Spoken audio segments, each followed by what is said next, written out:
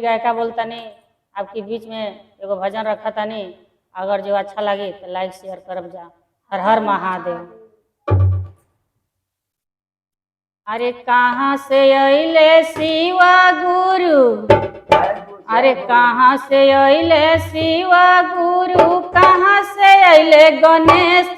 अरे माई कहाँ से अइले गणेश, अरे माई कहाँ से अइले तीनों देवतवा ब्रह्मा विष्णु महेश। अरे माई कहाँ से अइले तीनों देवतवा ब्रह्मा विष्णु महेश। अरे माई कहाँ से अइले तीनों देवतवा ब्रह्मा विष्णु महेश। अरे माई कहाँ से अइले तीनों देवतवा ब्रह्मा विष्णु महेश। अरे कहाँ से अइले शिवा गुरु, कहाँ से अइले गणेश।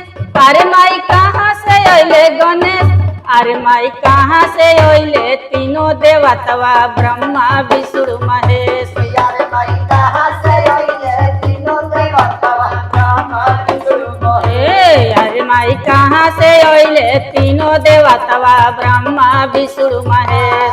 अरे माई कहाँ से अइले तीनों देवतवा ब्रह्मा विष्णु महेश। भगत भैया देखी कहाँ से शिव गुरु आवतनी। कहाँ से? अरे पर्वत से अइले शिवा गुरु, पर्वत से अइले गणेश। अरे माई पर्वत से अइले गणेश, अरे माई देवनगर से तीनों देवतवा ब्रह्मा विष्णु महेश। अरे माई देवनगर से तीनों देवतवा ब्रह्मा विष्णु महेश। अरे माई देवनगर से तीनों देवतवा ब्रह्मा विष्णु महेश। अरे माई देवनगर से तीनों देवतवा ब्रह्मा विष्णु महेश। अरे माई देवनगर से तीनों देवतवा ब्रह्मा विष्णु महेश। अरे माई देवनगर से तीनों देवतवा ब्रह्मा विष्णु महेश। भगत भैया देखिए अपने भोलेनाथ के कहाँ बैठावतनी। अरे दुअरे बैठबो शिवा गुरु, अंगने बैठबो गणेश। अरे माई अंगने बैठबो गणेश, अरे माई कोबर बैठबो तीनों देवतवा ब्रह्मा विष्णु महेश। अरे माई कोबर बैठबो तीनों देवतवा ब्रह्मा विष्णु महेश। अरे माई कोबर बैठबो तीनों देवतवा ब्रह्मा विष्णु महेश। अरे माई कोबर बैठबो तीनों देवतवा ब्रह्मा विष्णु महेश। भगत भैया देखी शिव गुरु का खातनी। अरे काई खोइए शिवा गुरु, का हो खाइए गणेश।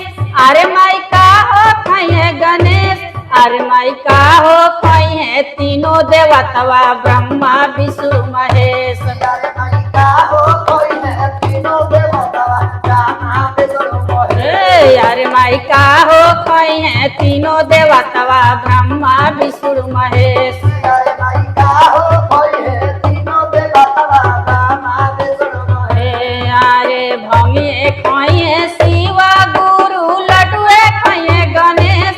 अरे माई लड्डुए खाइए गणेश, अरे माई खोए खाइए तीनों देवतवा ब्रह्मा विष्णु महेश। अरे माई खोए खाइए तीनों देवतवा ब्रह्मा विष्णु महेश। अरे माई खोए खाइए तीनों देवतवा ब्रह्मा विष्णु महेश। अरे माई खोए खाइए तीनों देवतवा ब्रह्मा विष्णु महेश।